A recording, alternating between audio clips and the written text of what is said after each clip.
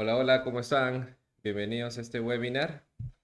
Hoy día vamos a hablar sobre, o bueno, venimos hablando sobre el flujo de trabajo de Machine Learning y hoy vamos a hablar sobre la parte de la data, ¿ok? La parte de preparación de la data.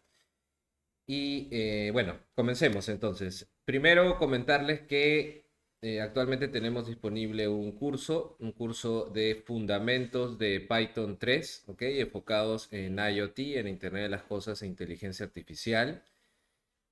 Así que los que están buscando comenzar en este camino o especializarse o profundizar, la herramienta clave es Python, ¿ok? Todos los códigos de, para poder usar inteligencia artificial y aplicarlo para resolver un problema, se hace sobre Python. Entonces, este curso tiene todos los fundamentos hasta Machine Learning, hasta inteligencia artificial, así que ahí les dejo el link para que puedan entrar directo acá a la derecha o el código QR y también la información está en la descripción de este video. ¿Ok? Eso lo pueden encontrar en Udemy, en la plataforma de Udemy.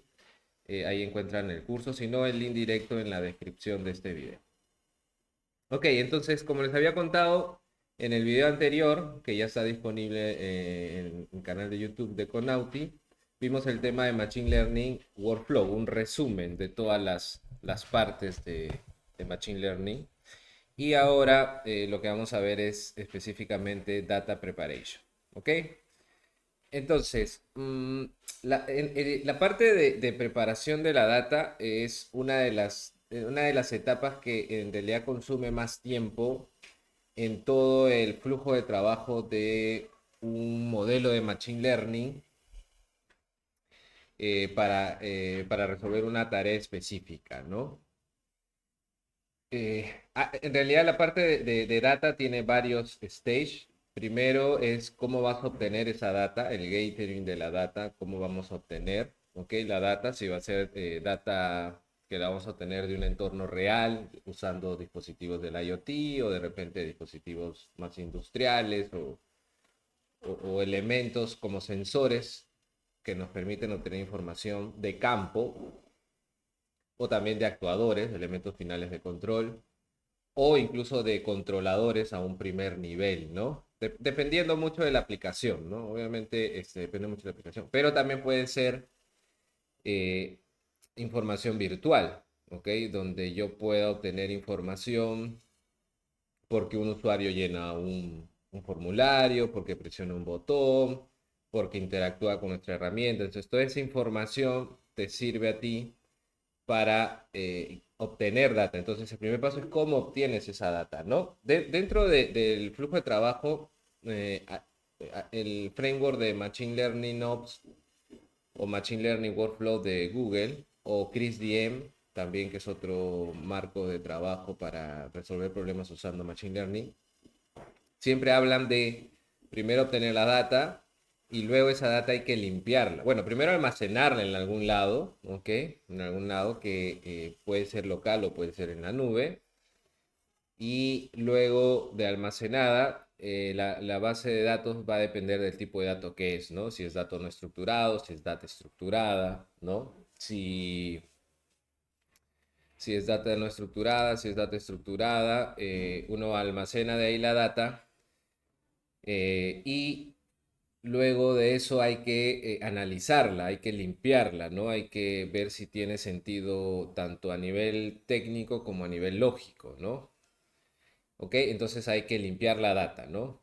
Y luego hay que, ahí normalmente en la fase de limpieza, en la parte de entender la data, se aplican ciertas herramientas estadísticas, ¿no? Como por ejemplo correlación, si vamos a usar data para entrenar modelos supervisados, correlación entre el input y el output, ¿no?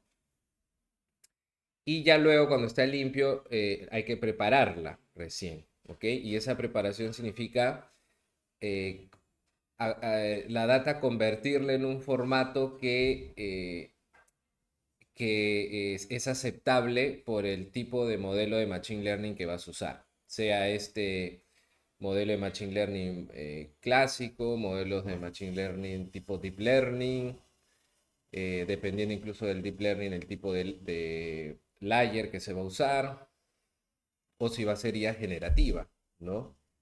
Entonces, ¿y qué tipo de dato, ¿no? Si, porque las IAs generativas son multimodales, ¿no? Puede ser texto, audio, video. Entonces, dependiendo de eso hay que preparar la data, ¿no? Para darle la forma que el tipo que se necesita adecuarla para que pueda ser procesada por un modelo de Machine Learning. ¿Ok? Entonces, más o menos todo ese es el proceso y nuevamente es dentro de la creación o de la resolución de un problema usando un modelo de Machine Learning, es la etapa en la que más tiempo se consume y me atrevería a decir que es una de las tareas más manuales, sobre todo la obtención de la data, ¿no? Bueno, dependiendo, ¿no? Porque puede ser luego se puede automatizar con sensores, ¿no? Con algunas técnicas, ¿no? Ahora hay también un montón de técnicas como creación de data sintética, ¿no? Que por ejemplo, eso es, también puedes hacer algoritmos, ¿no? Para completar data incompleta a través de estadísticos como la media, la moda, la mediana, ¿no? Que te van permitiendo completar datos si es que te faltaron, si es que se perdieron, si es que necesitas ampliar los datos, ¿no? Porque acuérdense que hay una regla básica en IA que es más datos mejor, ¿ok? Pero claro, hasta un punto donde ya más datos no necesariamente significa que el modelo va a mejorar, ¿no? Entonces hay muchas técnicas, ¿ya? Hay muchas técnicas que se pueden aplicar. Y bueno, lo otro importante, además de upload data, que acá ven es subir la data, pero obviamente con todo lo que les he dicho, ¿no? Primero obtenerla, limpiarla, prepararla, es también definir los features, que normalmente eso se obtienen conversando con el usuario, con el que entiende el problema, ¿no? ¿Qué features son los que probablemente tienen una correlación o una causa-efecto sobre una salida, que es un poco el resultado que quiero yo obtener? ¿Ok? Esos son los features, ¿no? Los features son también conocidos, a ver, si estadísticamente serían los atributos, los inputs, ¿no? Los features. Y feature, engineer feature normalmente es cuando tú unes, o sea, los features como tal son features que tú obtienes, o inputs o atributos que tú obtienes de manera natural. Y los engineer features son cuando ya mezclas, ¿no? Mezclas algunos atributos para crear un feature adicional. ¿Ok? Bueno, como les decía, la data puede ser multimodal, o sea, puede ser data en tablas, que sería data estructurada, pueden ser imágenes, que ya serían data no estructurada, texto, que también es data no estructurada, videos, audio, ¿no? Todo eso yo puedo entrenar mi modelo. Obviamente, dependiendo de la data y de la tarea, pues escogeré el modelo adecuado para entrenar. Pero claro, lo que yo les decía, el modelo, específicamente hablando de GCP, de Google Cloud Platform, el modelo obtiene datos para entrenar, te va a pedir la data normalmente de Cloud Storage, si es que data no estructurada, con un formato, normalmente formato JSON-L, donde tú le das la descripción importante de la data en carpetas y ahí, por ejemplo, va subiendo el contenido ordenado en train, acuérdense, train, validation and test, ¿no? Separar la data para usarla y evaluarla y hacer un correcto entrenamiento, ¿no? Si es data estructurada en tablas, pues, nuevamente en BigQuery, ¿no? O también puede ser a través de local machine, ¿no? A través de tu máquina local. También, de hecho que sí, ¿no? Que se habla muy fuerte de que en algún momento la IA va a ser local, ¿no? Nvidia ha lanzado computadoras personales que te permiten correr modelos de IA, ¿no? Que, ojo, en la IA hay dos grandes etapas, dos grandes stages, el entrenamiento y la inferencia. En el entrenamiento es donde normalmente consumes más recursos, ¿ok? Pero bueno, ahora, ¿cuánto más recursos? Depende mucho del modelo. Y ahora esa es una buena pregunta porque ahora con este nuevo modelo DeepSeek, ¿no? Que un poco que ha cuestionado cuántos recursos realmente uno necesita para entrenar un modelo, por ejemplo, un LLM, los Large Language Model, que son de los modelos que más recursos consumen en el entrenamiento. eh, que claro, antes se hablaba de muchísimo recurso y que cada vez se van a construir centros de procesadores o GPUs o TPUs cada vez más grandes, pero esta compañía logró hacer un DeepSeek o un modelo grande con muy pocos recursos, con tarjetas gráficas, con menos tarjetas gráficas, incluso no las últimas.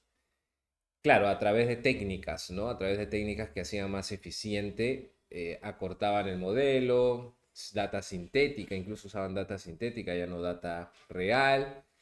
Entonces, hay técnicas a nivel de software que pueden ayudar a consumir menos recursos, ¿ok? De hecho, lo hay, ¿no? E incluso hay toda una rama de la IA que se llama HAI, que justamente busca eso, comprimir modelos a una escala tan pequeña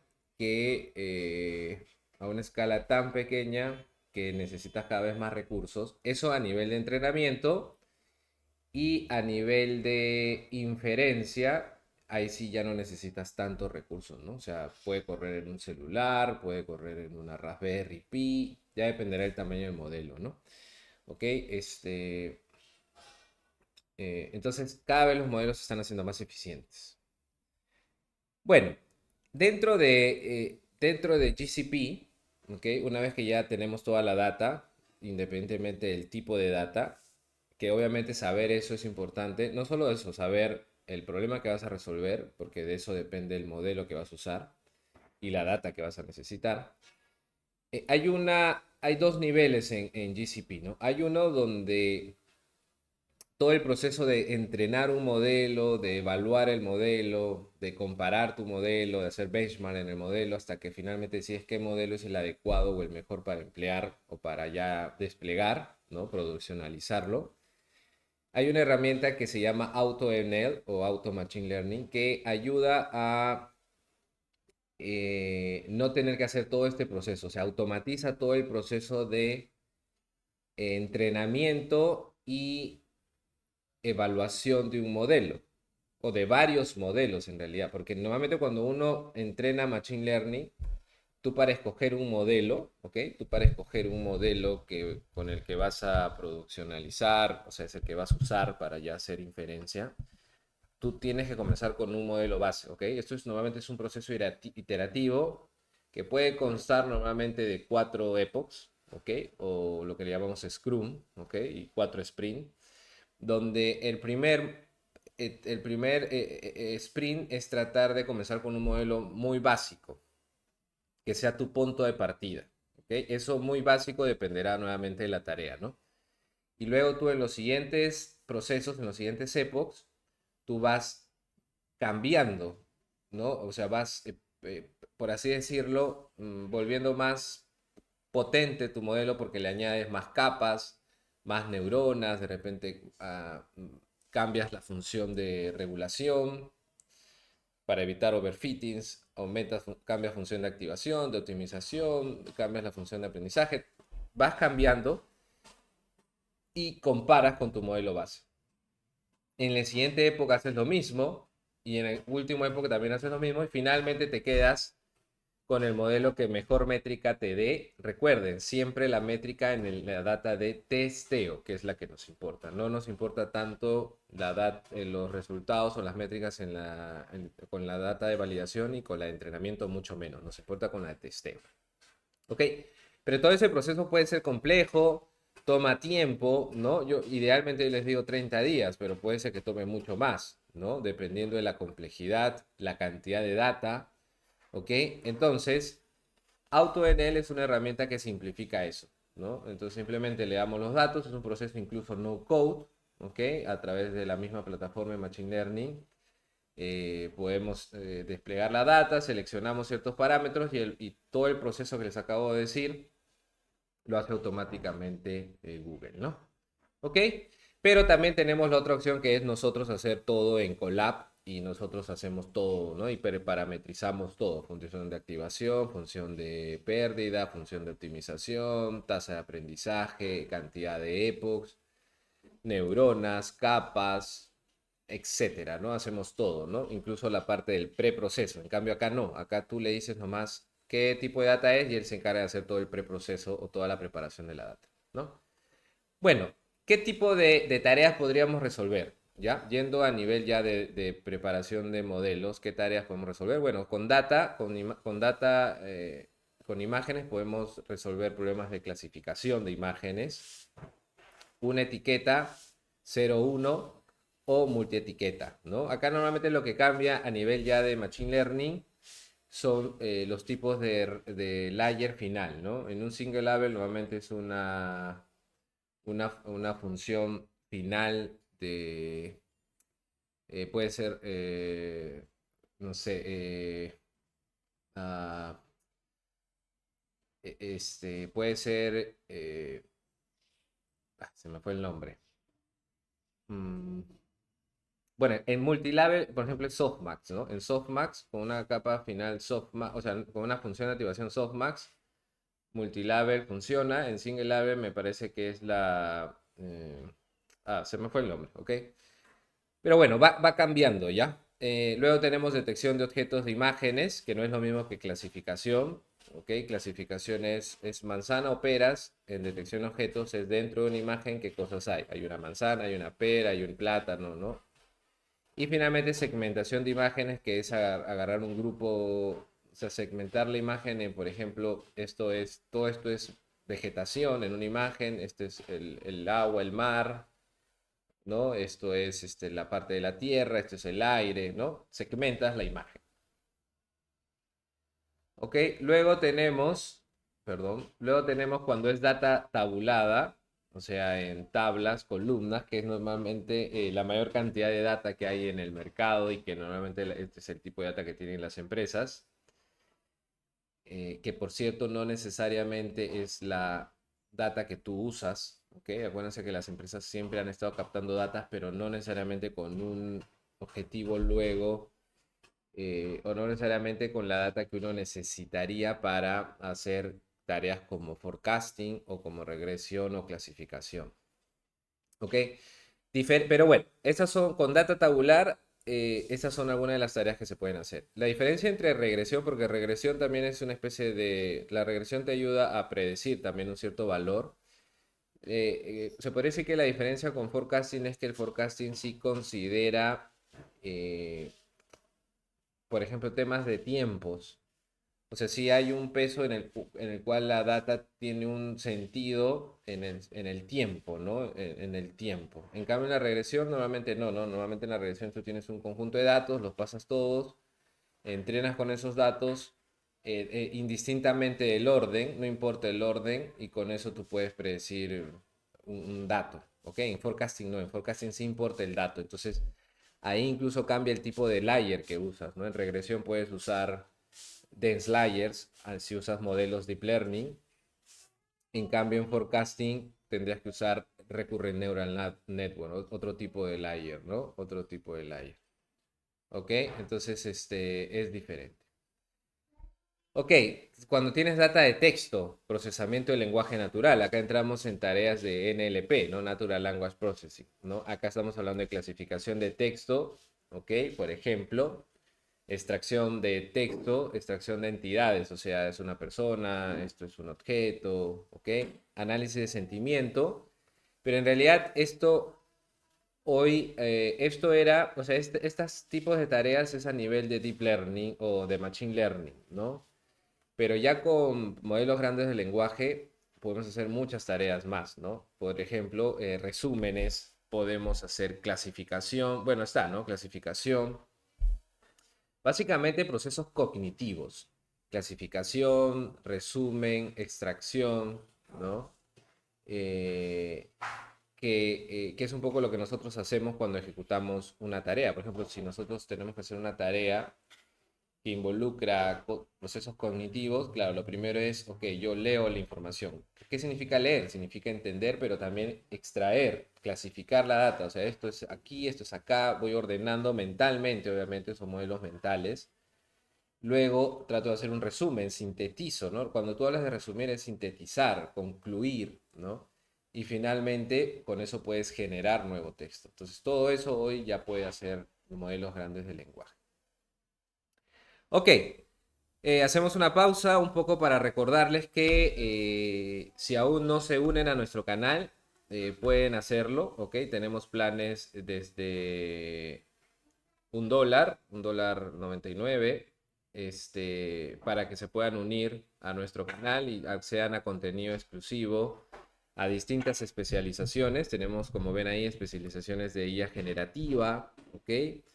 Tenemos especializaciones de protocolos de IoT, tenemos especializaciones de Machine Learning fundamentos, de redes neuronales o Deep Learning, especializaciones de Python, de base de datos, de fundamentos de Python, de LoRaWAN. Entonces, los invitamos a que puedan suscribirse a nuestro canal y puedan disfrutar de todas estas especializaciones que las vamos actualizando en la medida que va avanzando la tecnología, ¿no? Ok, bueno, recuerden que el botón ¿dónde está? Perdón. Acá está, ¿no? El botón para unirse está aquí. Bien. Entonces, seguimos avanzando. Ahora, en temas de data, si usamos data como video, podemos resolver tareas como reconocimiento de acciones, ¿no? Es decir, yo puedo pasar un video y preguntar en qué momento del video ocurre esto, ocurre esta acción, ¿no? Podemos también clasificar videos, podemos hacer tracking de un objeto de video, ¿no? Que seguro han visto mucho, o sea, probablemente lo han visto en videos de fútbol, ¿no? Donde se ven cómo se puede hacer tracking de un jugador y luego se puede sacar métricas, ¿no? Bueno, pero eso se puede aplicar en realidad a cualquier otra tarea, ¿ok? Entonces, tenemos lo que les decía. Ok, bueno, esos son algunos ejemplos y así podemos seguir con data de audio. Podemos hacer, recuérdense, mix de todas las datas, ¿no? Ok, un poco ya, en algún momento les comenté que hay dos maneras entonces bueno, tres maneras dentro de Google Cloud, de GCP, para entrenar modelos de Machine Learning, ¿no? Uno es, o consumir también se podría decir, no necesariamente entrenar, sino tener acceso a un modelo de Machine Learning para resolver una de las tareas que acabo de darles dependiendo del tipo de data que vamos a usar. Entonces, uno es con APIs preentrenados, es decir, modelos ya preentrenados en Machine Learning, en Deep Learning o en Large Language Models, que simplemente yo lo consumo. ¿Ok? La elección del modelo va a depender de la tarea que quiero resolver y de la data que voy a usar. ¿Ok? La ventaja es que no necesitamos entrenar el modelo, está listo para consumir y no necesitamos tampoco data personalizada. Nos ahorramos todo este proceso de preparación de data, obtención de data, limpieza de data, todo eso nos olvidamos. Ahora, y la otra ventaja es que a estos modelos sí podemos hacerle un fine tuning o tuning que se le llama, ¿no? Que con poca data, o sea, ya cuando el modelo queremos de repente el modelo que escogemos hace una tarea muy parecida a la tarea que queremos resolver, pero nosotros queremos mejorar la especialización del modelo o la forma en cómo resuelve la tarea, podemos hacerle una técnica de tuning. ¿Ok? Y para eso sí necesitamos data, pero ya no tanta como tendríamos que hacer con un modelo desde cero. ¿Ok? Ese es usando, ¿cómo me comunico con estos modelos? A través de APIs, ¿ok? Del protocolo API-REST, que es bastante sencillo. Luego tenemos esta herramienta donde nos permite crear nuestro modelo desde cero, desde Scratch, pero sin código, que se llama AutoNL, ¿ok? Que nos permite personalizar modelos Machine Learning y además personalizar nuestra data. Ahí sí necesitamos data, necesitamos hacer todo el proceso de la data, gathering data, limpieza de data, lógica de data, preparación de la data. Ya, la preparación de la data no tanto, porque justamente parte del proceso del AutoNLN es preparar la data, pero todo lo anterior sí, obtener la data, limpiar la data, asegurarnos de que tengan correlaciones, asegurarnos de que tenga coherencia lógica con el problema o con el negocio que queremos resolver, ¿ok? Y bueno, modificamos algunos hiperparámetros, ¿ok? Pero algunos simples y el resto lo hace de manera automática, ¿ok? No necesitamos nada de código acá, pero claro, sí hay que entender de conceptos de Machine Learning porque hay que escoger ciertos parámetros, ¿no? Entonces, eso es AutoNL, ¿no? AutoNL nos permite hacer un mix de data, pero acepta cualquier tipo de data, imagen, texto, video, tabular. ¿Ok? Y bueno, y luego están los features, lo que les decía, ¿no? Los features son estos inputs, en una imagen, claro, inputs o columnas o atributos serían data estructurada, pero la pregunta que se puede hacer es, Enrique, ¿y qué serían los features en data no estructurada? Por ejemplo, en una imagen. Bueno, son los píxeles, por ejemplo, ¿ok? Y así, ¿no? En audio lo que hacemos es también, porque finalmente lo convertimos en una imagen, ¿no? Para procesar audio, nuevamente usamos una técnica que se llama, o sea, que lo convierte en una imagen donde se puede ver la modulación, la frecuencia de la voz, ¿no? Del tono del audio en general, ¿no? A través de algunas técnicas, eso se llama procesamiento de señales, que hoy ya está todo automatizado, ¿no? Pero claro, hay que saber qué hacer.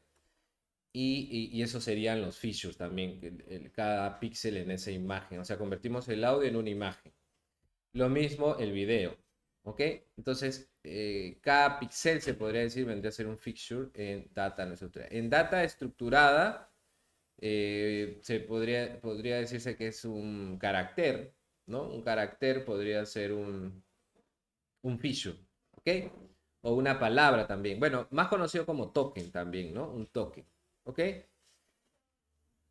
Listo, entonces un feature se refiere a un factor que contribuye a la predicción, ¿no? Ya, esa es su manera por definición. Lo que estamos definiendo es como que muy técnico, ahora a nivel un poco más entendible, a un nivel más humano, un feature es un factor que contribuye a la predicción. Lo que yo les decía, ¿no? Si es tabla estructurada y tengo mi output, todos aquellos inputs que tengan alguna correlación con el output vendrían a ser mi feature. Hay una regla de siempre, más feature mejor. Ya el mismo sistema se encarga de sacar o darle un peso muy bajo, los famosos W, que son parámetros, aquellos features que no son importantes, ¿no? Ok. Bien.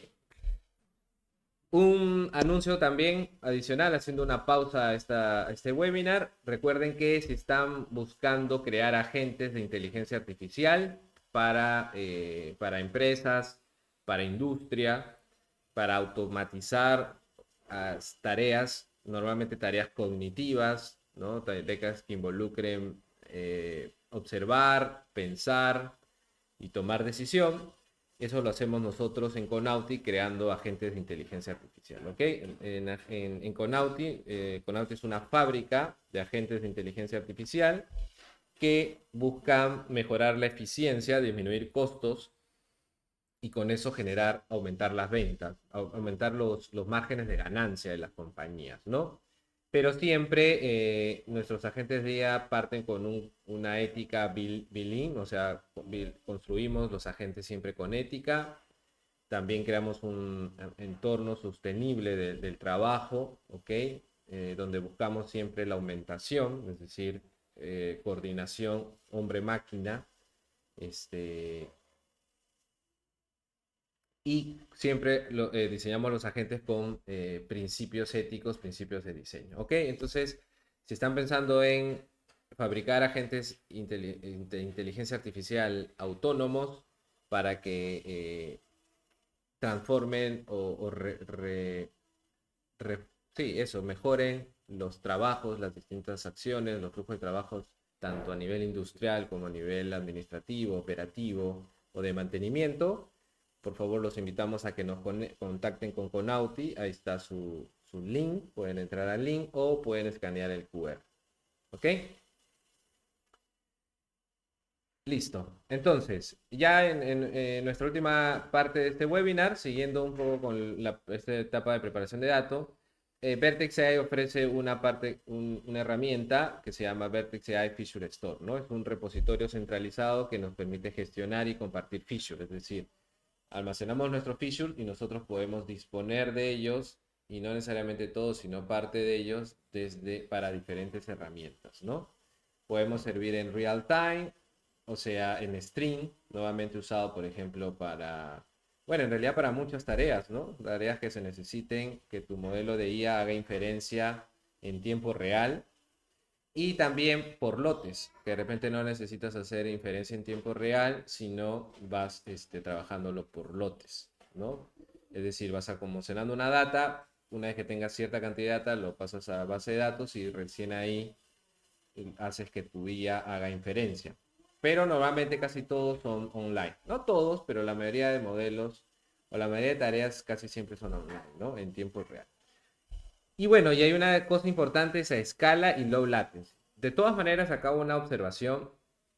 Por ejemplo, a nivel industria, si buscamos latencias cero, muy pocas latencias, y normalmente no depender de internet, nuevamente lo que se hace es lo que les decía al inicio, ¿no? El famoso HI. Lo que buscamos es, una vez que tenemos el modelo entrenado, que eso se puede entrenar online, porque nuevamente se usa de repente más recursos, ya cuando pensamos en el despliegue, porque ya para la ejecución, para la inferencia del modelo, lo podemos hacer localmente, ¿no? En una PC, en un componente de NVIDIA, en una Raspberry Pi, en una PC normal, ¿no? Obviamente con redundancia, ¿no? Asegurarnos de que por lo menos tener dos para que en caso de uno falle, pero ahí no hay nada de inferencia porque la data simplemente se almacena local y tu modelo consume esa data local, entonces la inferencia es casi cero, ¿ok? Y además no dependes de internet, además no dependes de los servicios en la nube que esos tienen normalmente costos elevados o adicionales, entonces ahí evaluamos dependiendo de la necesidad, ¿no? Y ahora con lo que les decía, con modelos cada vez más livianos, si ustedes se dan cuenta, a nivel de Large Language Model, ya casi todas las empresas que tienen modelos grandes de lenguaje, por ejemplo Google, tienen sus versiones pensadas en HI, ¿no? Gemini es una versión online, pero Genma es una versión liviana para desplegar open source. Entonces, con casi las mismas prestaciones que un Gemini. Entonces, es posible, ¿ya? Es posible pensar en IA local y no en la nube.